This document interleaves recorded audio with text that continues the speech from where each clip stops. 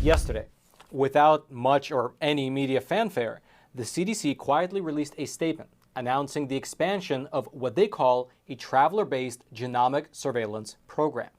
And in case you've never heard of it before, here's specifically how the CDC defines a traveler-based genomic surveillance program. Quote, Traveler-based genomic surveillance program, or TGS for short, is a public-private partnership that plays an important role in U.S. national biosecurity through its two major goals: early detection of new SARS-CoV-2 variants and other pathogens, and filling in gaps in global biosurveillance. And while this particular program was first introduced during the pandemic, specifically to screen for COVID, this announcement from the CDC made just yesterday informs us that they are now expanding the program to test for other viruses as well. Quote, the expansion of the traveler-based genomic surveillance program to the flu, RSV, and other pathogens is essential as we head into the fall respiratory season. The TGS program, which began during the COVID-19 pandemic, acted as an early warning system to detect new and rare variants of the SARS-CoV-2 virus and will do the same for other respiratory viruses going forward. In total, this program has now been expanded to screen for over 30 different pathogens outside of COVID. Now, according to the CDC, the way that this program will be implemented in practice in airports across the whole country will be threefold. For one, it will involve taking nasal swabs of arriving passengers. Secondly, it will involve testing the aircraft wastewater. And thirdly, it will also involve testing samples of the wastewater in several different major airports. Meaning that if you thought that the TSA was already invading your privacy with their pat-downs, well, they're about to go in with the nasal swabs. Although that is, of course, just a joke, as it's not actually going to be the TSA which is doing this.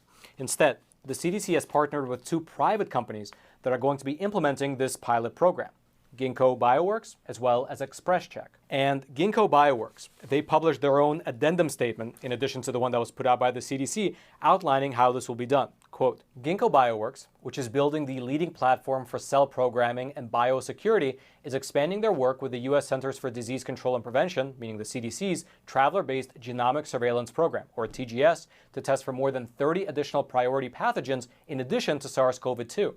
The program expansion will launch at 4 of the program's 7 major international airports, specifically New York JFK, San Francisco, Boston, as well as Washington, D.C. The expansion will enhance the program's ability to monitor and change focus as needed to identify priority pathogens. The TGS program can augment global surveillance systems, especially as testing and sequencing information becomes limited as COVID-19 monitoring wanes. However, it is worth noting here that, at least at this very moment, this particular program can only give things like insights and general trends over to the CDC. It cannot isolate a specific individual and say that he or she has a specific virus. That's because this program is designed for monitoring the macro conditions rather than individuals. And so by testing the wastewater in airplanes and airports, they're able to determine generally which viruses are coming into the country and from where. Furthermore, the nasal swabs, at least according to the CDC, are currently anonymous. Quote, the CDC's program has quote-unquote enrolled more than 360,000 air travelers since it was implemented in late 2021. And it is both voluntary and anonymous. It covers flights from more than 135 countries around the world. Meaning in practical terms that the CDC will be able to tell which virus is coming from where, but not which specific individual is carrying that virus. That is, at least if you believe what they're putting out.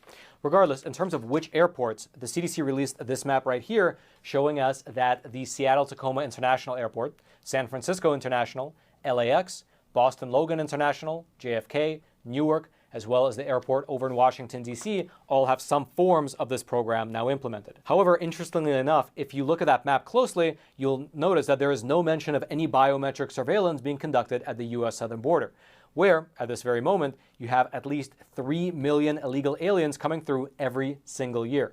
And those are, by the way, just the ones we know about. Furthermore, this genomic surveillance program is being sold to the public right now as a temporary pilot program to keep biometric surveillance on the pathogens entering the country, which sounds great. It sounds like a great advancement in terms of keeping the country safe.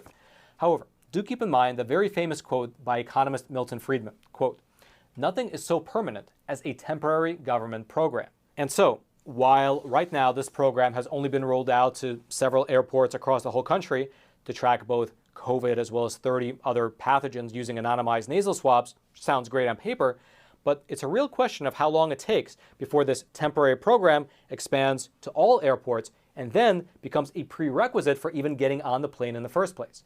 I mean, don't forget, taking off your shoes was once seen as a temporary solution to 9/11. But 22 years later, well, here we still are. Regardless, if you'd like to learn more about this CDC's genomic surveillance program, I'll throw my research notes for today's episode. They'll be down in the description box below this video for you to peruse at your own leisure. And now lastly, speaking generally about biometric surveillance states, 3 days ago, my team and I were down in Mar-a-Lago covering the world premiere of a new film called Police State. That movie, by the way, is really phenomenal, and I would highly recommend you check it out. I'll throw a link to it. It'll be down in the description box below. However, at the world premiere, which took place over in Mar-a-Lago, there were a ton of people who came out dressed to the nines, and we were able to camp out on the red carpet and grab a lot of great interviews with them. If you'd like to check out those red carpet interviews, I'll also throw that link down into the description box below this video as well.